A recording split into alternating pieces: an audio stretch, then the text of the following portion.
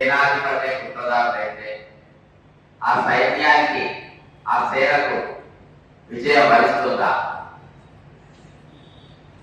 ఈరోజు తెలంగాణ ముఖ్యమంత్రి రేవంత్ రెడ్డి గారు సేనాధిపతి, ఆయనే పుత్రదారుడు, హిందూ స్వార్థపరుడు.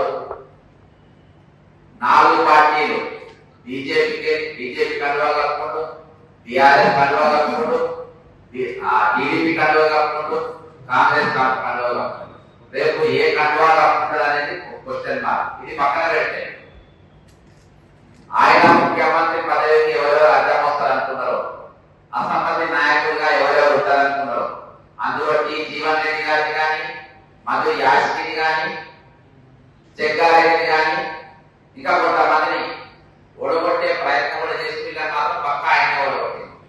తాజాగా జరిగే 4 ఉమ్మడి జిల్లా 42 నియోజకవర్గాలు 3,55,000 ఓటర్లు. హైదరాబాద్ రామచంద్రాపురం కెళ్ళి ఆదిలాబాద్ దాకా ఉన్నటువంటి ఓటర్లు దాదాపు 250 కిలోమీటర్ల దూరంలో ఉన్న ఈ నియోజకవర్గం మెదక్, కరీంనగర్, ఆదిలాబాద్, నిజామాబాద్, పట్టభద్రుల నియోజకవర్గంగా గెలిచే కాంగ్రెస్ పార్టీ అభ్యర్థి గెలిచినా, బీజేపీ అభ్యర్థి గెలిచినా, బీఆర్ఎస్ అభ్యర్థి గెలిచినా, ఏ అభ్యర్థి గెలిచినా ఇంత పెద్ద స్ట్రెస్ లో గెలిపించిన నాయకుడికి వాళ్ళకు చాలా పెద్ద పేరు వస్తుంది.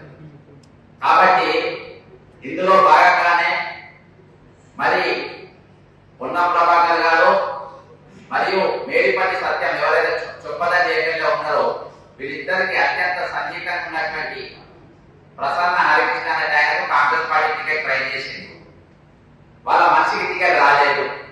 ఆ ticket Duddilla Sridhar Babu, IT industrials మంత్రి అయినటువంటి శ్రీధర్ బాబు గారు పంతం బట్టి ఆ టికెట్ తీసుకున్నారు.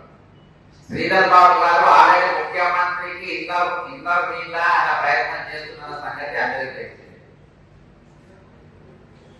ఇన్ఛార్జ్ కూడా మారింది. ఇన్ఛార్జ్ మీనాక్షి నటరాజు వచ్చింది. ఆమె ₹1 లంచాలు తీసుకోదు, గాంధీవాది అనే పేరు దాకా మేనేజ్ చేసే కష్టం. కాబట్టి శ్రీధర్ బాబు ఒకవేళ ఈ క్యాండిడేట్ శ్రీధర్ బాబు పేరు ఎక్కడికో పోతుంది. కాంగ్రెస్ పార్టీ రేపు గ్రామ పంచాయతీ ఎలక్షన్ వార్డు మెంబర్ కూడా రేపు తెలియని పరిస్థితిలో ఉన్నప్పుడు ఒకవేళ ఈ అభ్యర్థి గెలిస్తే ఇంకా పోటీకి వచ్చేస్తాడు. కాబట్టి ఈ అభ్యర్థి ఎట్లన్నా ఓడగొట్టాలని కుట్ర చేసినటువంటి వ్యక్తి తెలంగాణ ముఖ్యమంత్రి రేవంత్ రెడ్డి గారు. ఇమీడియట్ గా పొన్నం ప్రభాకర్ రంగంలో దించి నీకు ఉప ముఖ్యమంత్రి ఇస్తా, రేపు నీవు కాంగ్రెస్ పార్టీ అభ్యర్థి గెలిస్తే శ్రీధర్ బాబు పెద్ద లీడర్ అయితే ముఖ్యమంత్రి అయితే నువ్వు కనబడవు.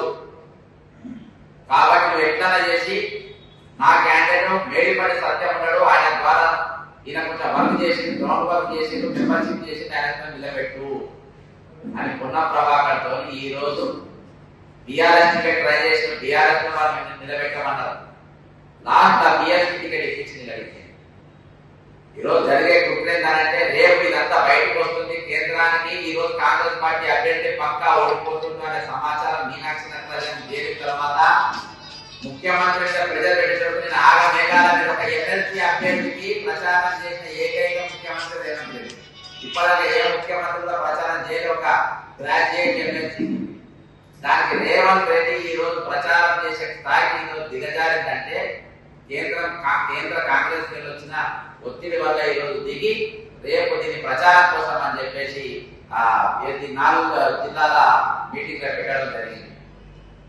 ఈరోజు ఒక ముఖ్యమంత్రి, క్యాప్టెన్, ఒక సేనాధిపతి తన దగ్గర ఉన్నటువంటి పట్టుని చంపే ప్రయత్నం, ఒడగొట్టాలనే ప్రయత్నం ఈరోజు ముఖ్యమంత్రి రేవంత్ రెడ్డి గారు చేస్తున్నారంటే ఈరోజు ఈ కాంగ్రెస్ పార్టీ నాది, నేను ఓన్ చేసుకుంటా అనేది లేదు. ఇవాళ అయిపోతుంది తీసేసిన దాటాలి, కుట్ర చేయాలి, బయటపడాలి అనే ఉద్దేశంతో ఈరోజు పట్టభద్రులందరూ కూడా 3,55,000 మంది పట్టభద్రులను మోసం చేసే స్థాయికి ఈరోజు దిగజారు.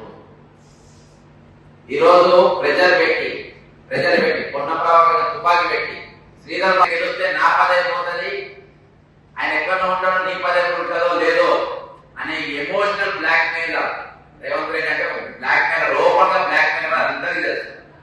దాదాపు ఎమోషనల్ బ్లాక్ మెయిల్ అనేది ఈరోజు పొన్నం ప్రభాకర్ బ్లాక్ మెయిల్ చేసి ఈరోజు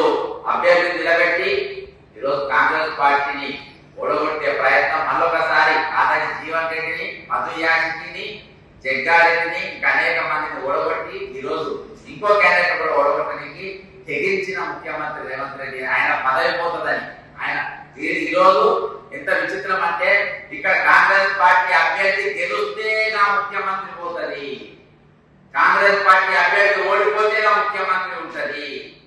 ఈరోజు రేవంత్ రెడ్డి బతికి ఎక్కడ ఉందంటే ఇక్కడ కాంగ్రెస్ పార్టీ అభ్యర్థి ఓటమి గెలుపుల పైన ఆధారపడి ఉన్నది. అందుకనే ఆయన ఎవ్వరు నమ్మలేదు. ఇక్కడ గంగాధర్ కూడా ఒక కుట్రపూరితంగా దింపారు.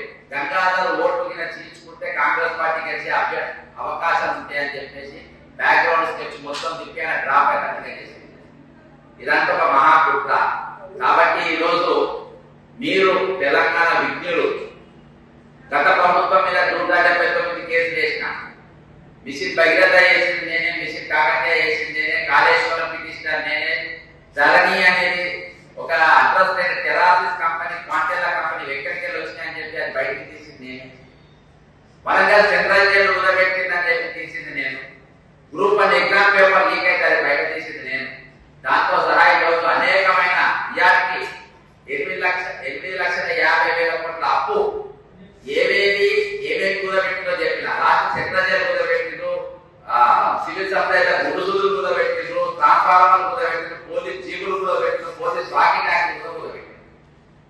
హైదరా రంగనాథ్ ఇల్లు చెరువులో ఉందని చూపించింది సమాజానికి నేనే. రంగనాథ్ గారు నా ఇల్లు చెరువు లేదని గుండెలు బాదుకుంటా రోడ్ల మీద అక్కడ ఇక్కడ చెప్పుకునేది కూడా చేసింది నేనే.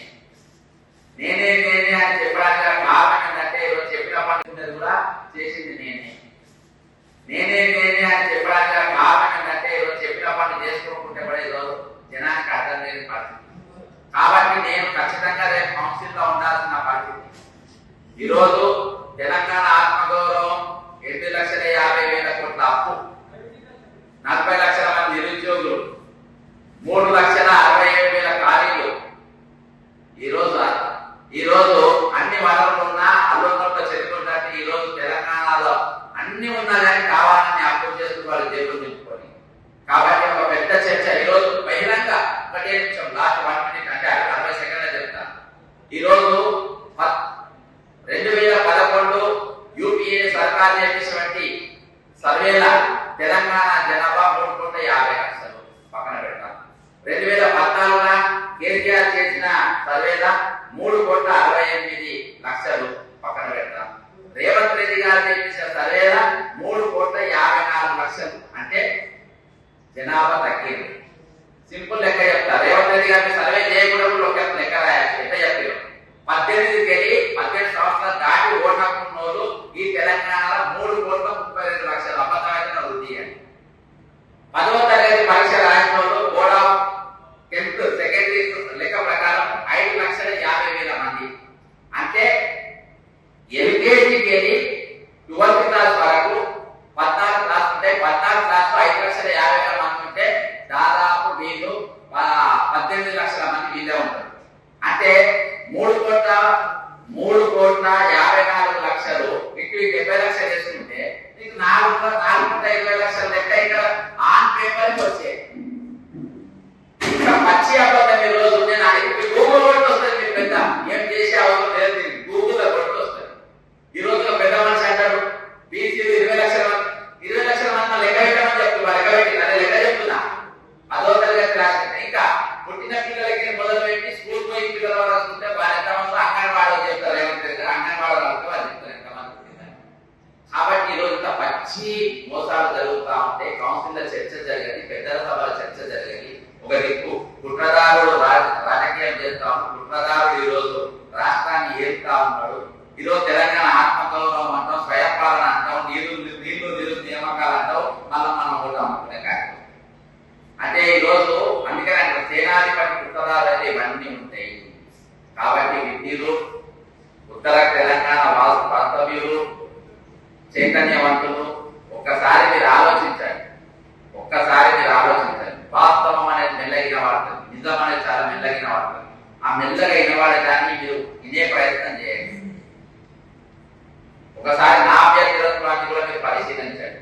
నా సీరియల్ నంబర్ 6 పరిశీలించండి.